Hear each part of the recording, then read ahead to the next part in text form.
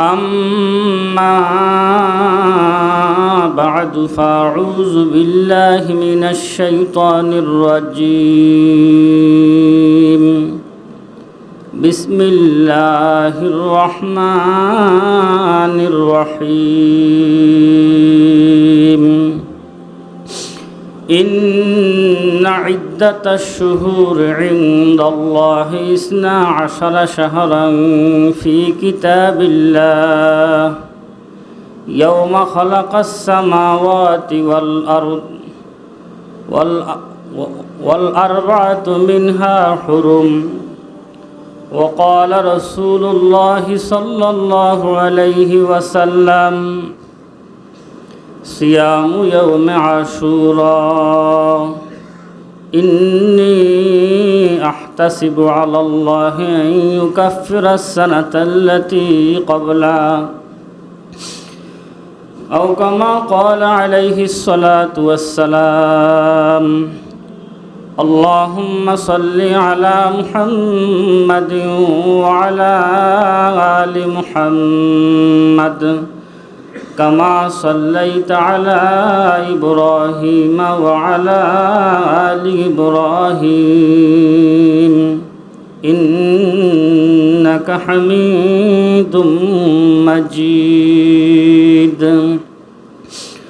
اللهم بارك على محمد وعلى آل محمد كما باركت على إبراهيم وعلى آل إبراهيم إنك حميد مجيد اللهم صل على سيدنا محمد كلما ذكره الذاكرون وكلما غفل عن ذكره الغافلون اللهم صل على روح محمد في الأرواح وصل على جسد محمد في الأجساد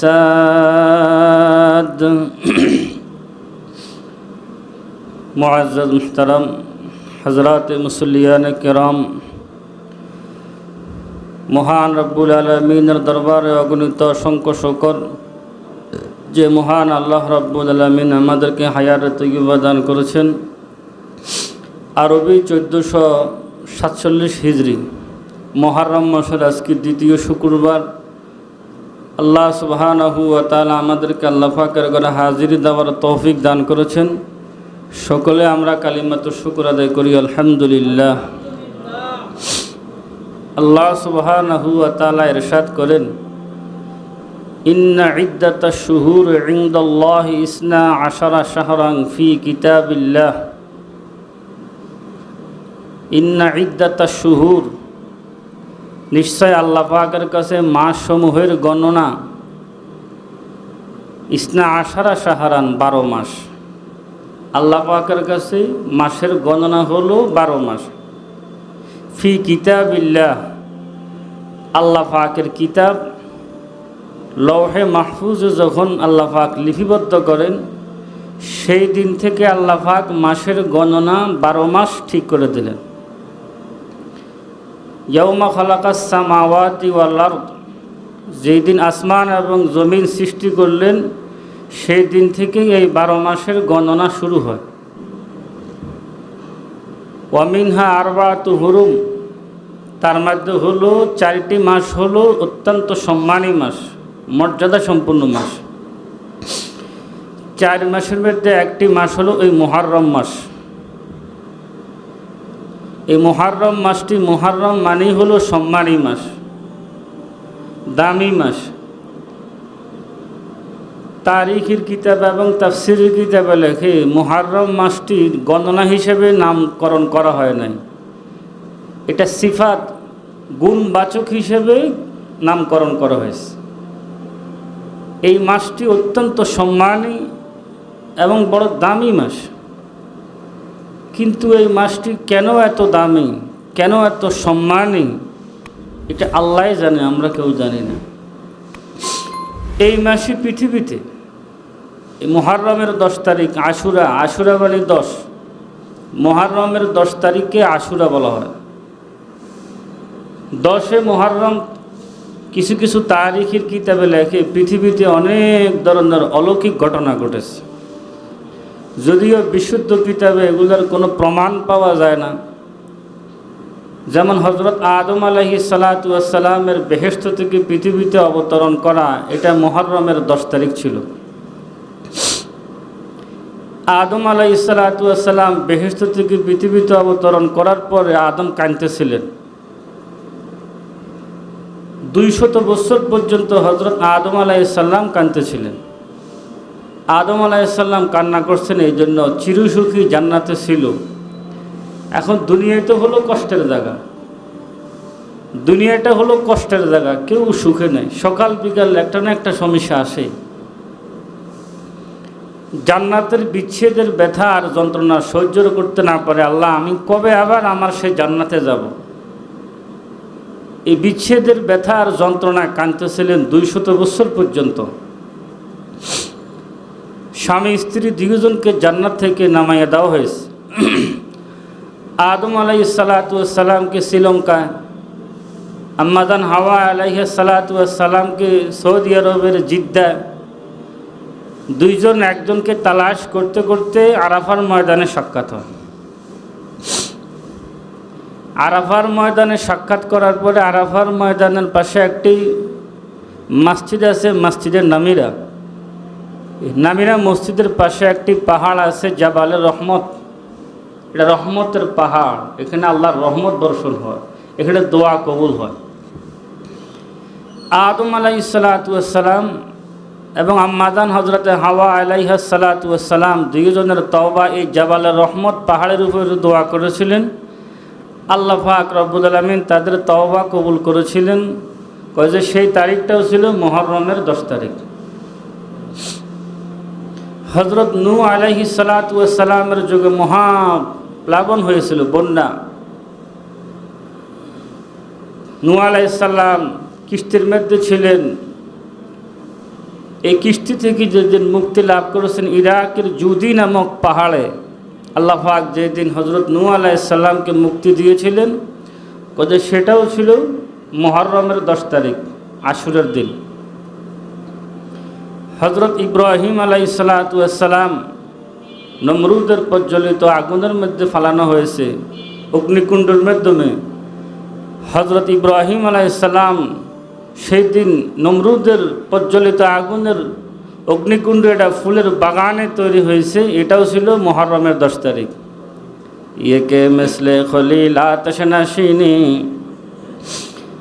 ইয়েকে মিসলে খলিল আতশ নাশিনী, ইয়াকিনুল্লাহি মাস্তি খুদ গাজিনী। আজও যদি ইব্রাহিমের ইয়াকিন কলবে হয়, উম্মতের জন্য আগুন ফুলের বাগানে তৈরি হবে। ইব্রাহিম আলাইহিস সালামের জন্য আগুন ফুলের বাগানে তৈরি হয়ে গেল, এটা মুহররমের 10 তারিখ ছিল। মিকা সাদগি নারেরা নূরে খুদা, মিকা সাদগি নারেরা নূরে খুদা, নূর ইব্রাহিম রা উসেতাত। আমার আল্লাহ পারে আগুনকে ফুলের বাগানে তৈরি করতে, ফুলের বাগানকে আগুনে তৈরি করতে। এটা আমার আল্লাহর ক্ষমতা আছে। যাই হোক, সেটাও ছিল 10 তারিখ। সৈয়দনা হযরত ইউসুফ আলাইহিস সালাতু ওয়াস সালাম কানানের কূপের মধ্যে ফেলে দিয়েছিল। এই কূপ থেকে হযরত ইউসুফ আলাইহিস সালামকে আল্লাহ পাক মুক্তি দিলেন, কয়ে সেটাও ছিল মুহররমের 10 তারিখ। হযরত ইউনুস আলাইহিস সালাতু ওয়াস সালাম মাছের পেটে ছিল, ওই মাছটাকে আরেকটা মাছে খেয়েছিল।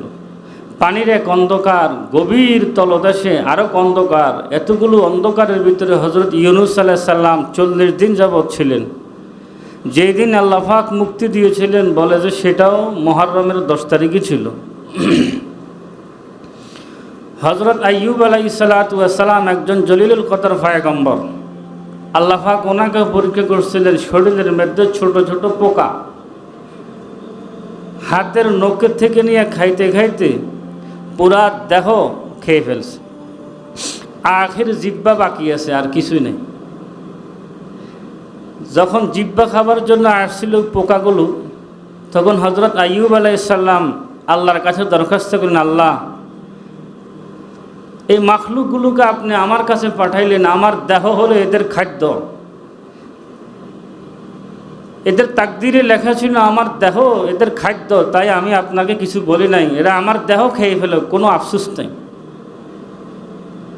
কিন্তু আমি এতদিন পর্যন্ত আমার জবানটা আপনার জিকিরে তরুতাজা ছিল, যেই জবান দিয়ে আমি আপনার জিকির করব, আজকে তো আমার সেই জবান খাইতে শুরু করলো। আল্লাহ, তা আপনি আমার জবানকে হেফাজত করেন, আমার জিহ্বাকে হেফাজত করেন। আল্লাহ পাক তো এই জিহ্বা দিয়েছেন আমাদেরকে আল্লাহর জিকির করার জন্য। জবান আমরা বা জিকিরে খুদ কাশাদি, জবান আমরা বা জিকিরে খুদ কাশাদি, দিলাম রাজৌকে আদে খেশেদারি। সকাল থেকে সন্ধ্যা থেকে সকাল পর্যন্ত হিসাব করে দেখলে আল্লাহর জিকির আমাদের জবানে নেই, যত আছে সব দুনিয়াবি কথা। तुझसा कोई हमदम कोई दम साजो नहीं है, तुझसा कोई हमदम कोई दम साजो नहीं है, बाती तू है हर दम मगर आवाज नहीं है, हम तुम ही बस आगाह इस रब्त खुफी से, मालूम किसी और कोई राज नहीं है। অথচ প্রতিটি নিঃশ্বাসে আল্লাহ পাকের ইশক, প্রেম, ভালোবাসা আমরা করতে পারতাম, আল্লাহ জিকির করতে পারতাম। সবচেয়ে বড় বন্ধু কে বলেন তো? মানুষ না আল্লাহ। সবচেয়ে বড় বন্ধু আপনার আমার স্ত্রী, ছেলে, সন্তান না আল্লাহ। তাহলে এখন দেখেন মোবাইলে কয় ঘন্টা কথা বলেন আর জিকির কতক্ষণ করছেন দেখেন। এক চশমে জিদান গাফিল আযা শাহে নবাশি, এক চশমে জিদান গাফিল আযা শাহে নবাশি, শায়দ কে আনগাহ কুনা গাহে নবাশি। একজন পয়গম্বর পুরা দেহ খাদ্য পোকাকে দিয়ে দিলেন, কিন্তু যেদিন জিহ্বা খাইতে আসছিল বলে আল্লাহ এটা দিয়ে জিকির করবো, এটা হেফাজত করেন। আল্লাহ পাক আইয়ুব আলাইহিস সালামকে পুরা সুস্থ করে দিয়েছে, পুরাই সুস্থ করে দিয়েছে। আর একটা প্রাসঙ্গিক কথা, আইয়ুব আলাইহিস সালামের স্ত্রী, তিনি হযরত আইয়ুবের এই অবস্থা দেখে কখনো আইয়ুব আলাইহিস সালামের খেদমত বন্ধ করে নাই, দেশান্তর করে দিল।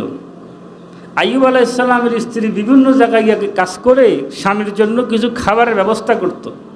প্রত্যেক পয়গম্বরের দুশ্মন ছিল, সেখানেও গিয়া দুশ্মনরা গিয়া কাজ বন্ধ করে দিত আইয়ুবের জন্য যত খাবার ব্যবস্থা না হয়।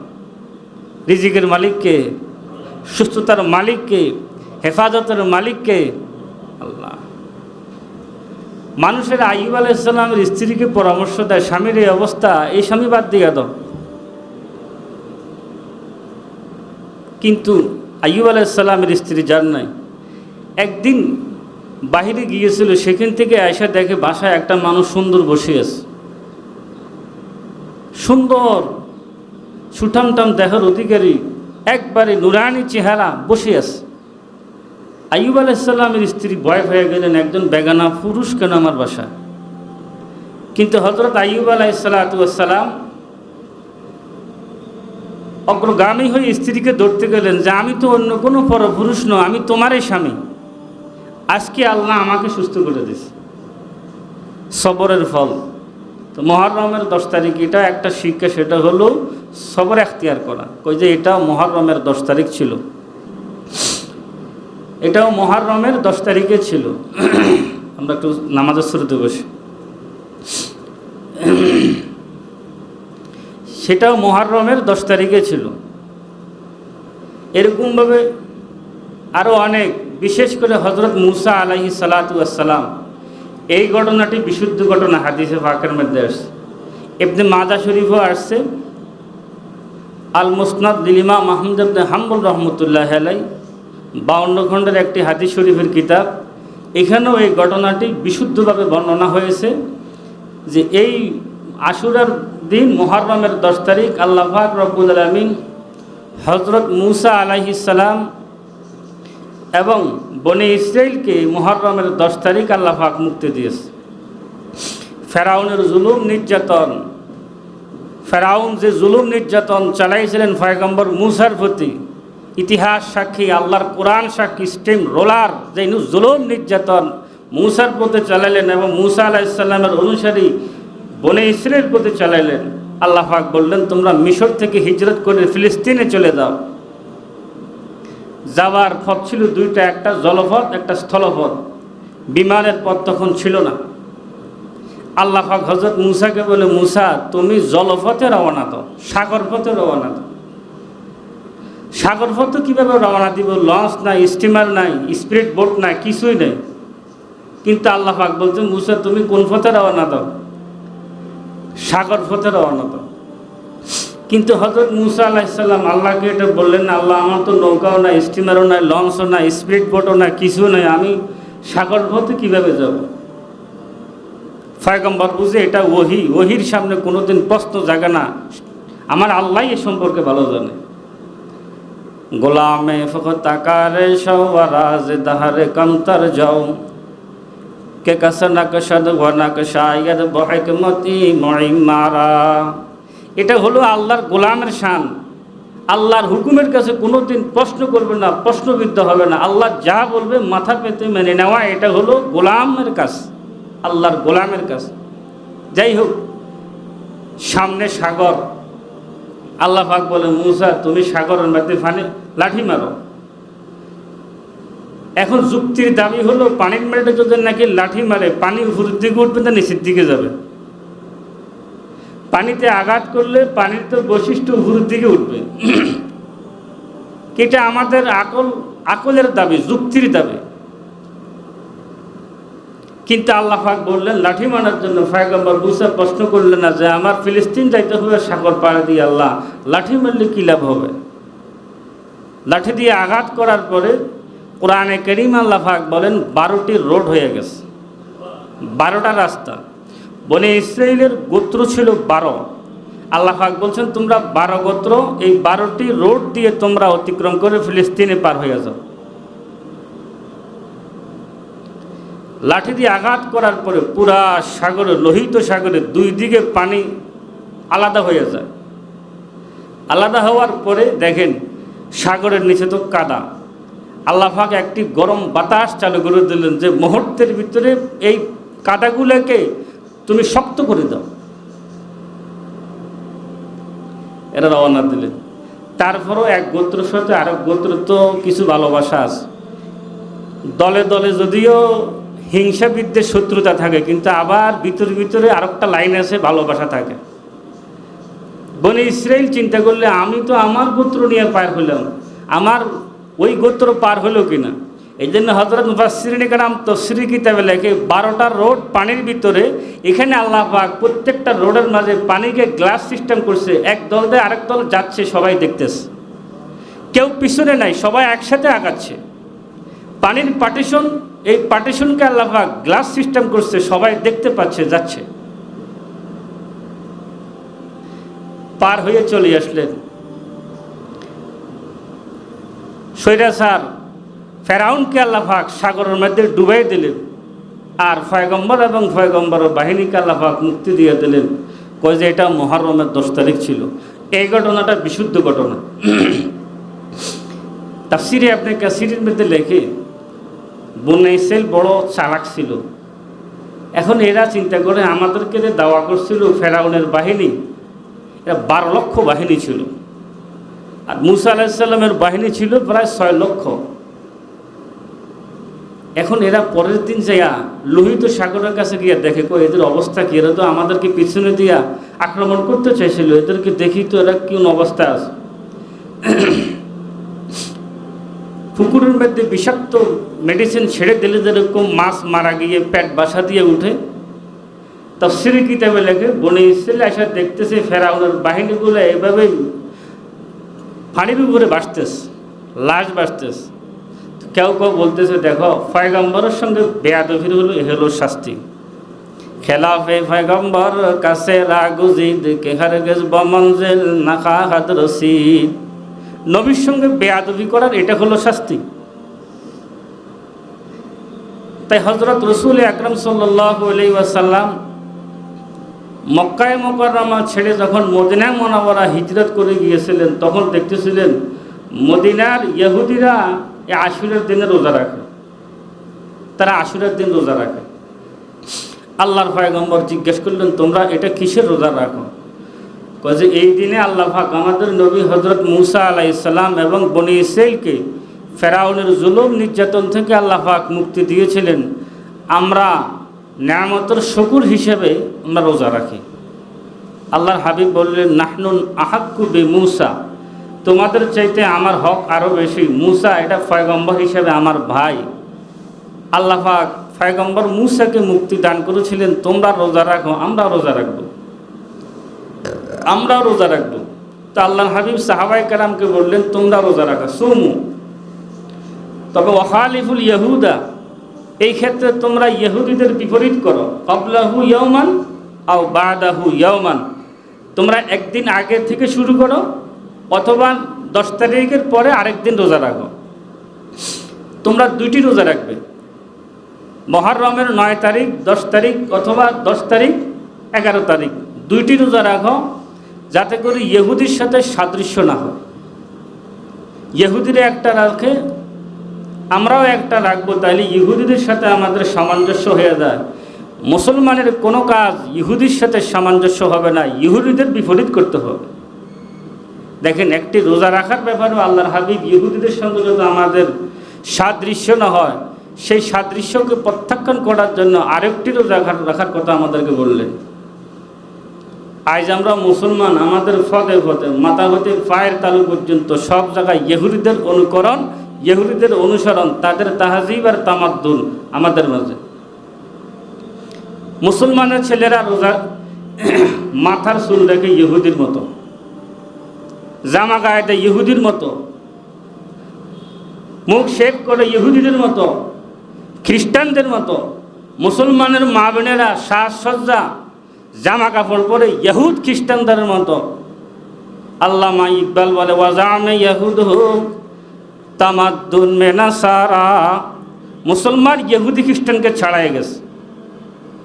মুসলমানের কালচার, মুসলমানের স্বভাব ইহুদি খ্রিস্টানকে ছাড়াই গেছে। এখন ইহুদিরা মুসলমানদেরকে দেখে শরম পায়, কয় এরা আমাদের থেকে অগ্রগামী হয়ে গেছে। পৃথিবীতে কোনো ইহুদিকে আপনারা দেখতে পারবেন যে আপনার টুপিটা এরা মাথায় দিছে, আপনার পাগলিটা কোনো ইহুদি মাথায় দিছে, আপনার গায়ের সুন্নতের লেবাস ইহুদি মাথায় গায়ে দিছে।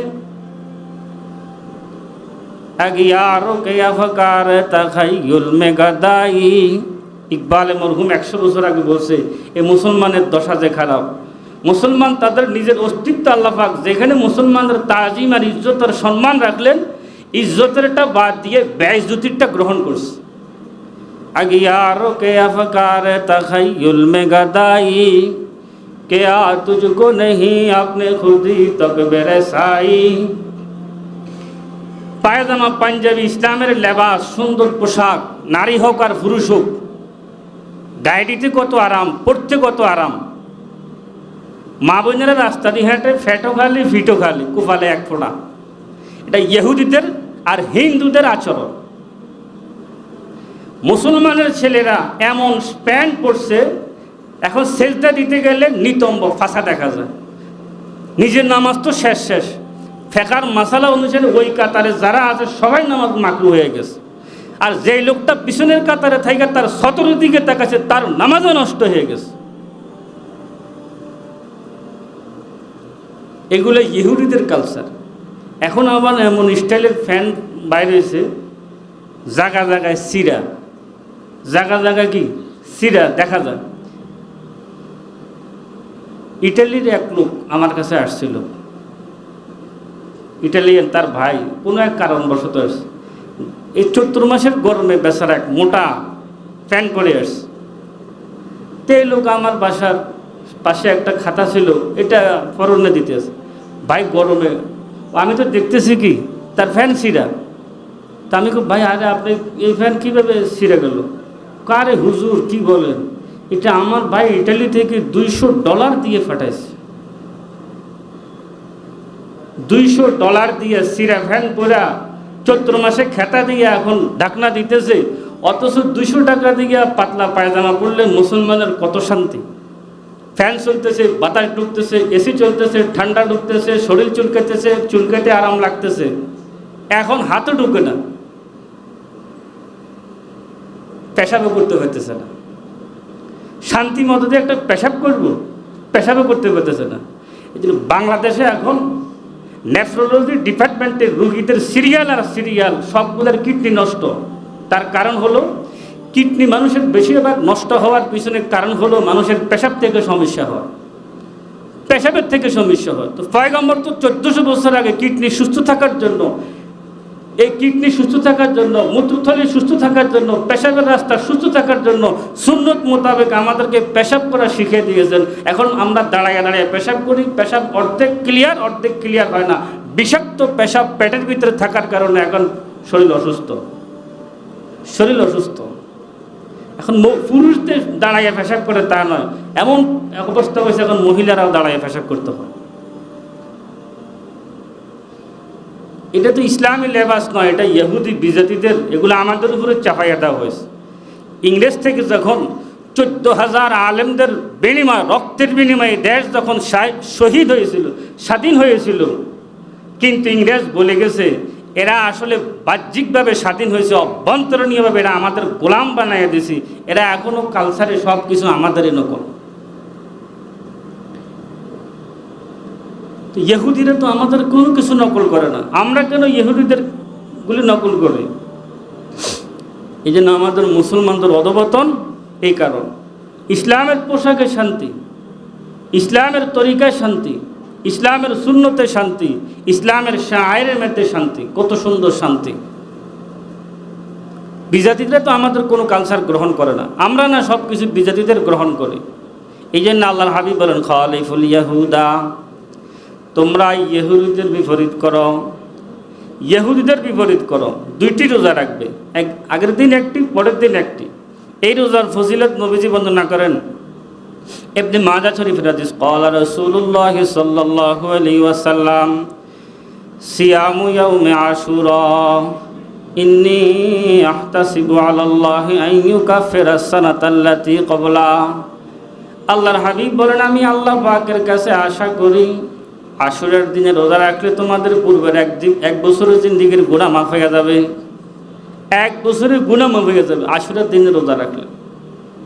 এই জন্য আমরা আশুরার দিনের কর্তব্য হলো এই রাস্তায় মিটিং মিছিল করে সিন্নি পাকাইয়া খাওয়া, খিচুড়ি পাকাইয়া খাওয়া, এগুলো আসলে নয়।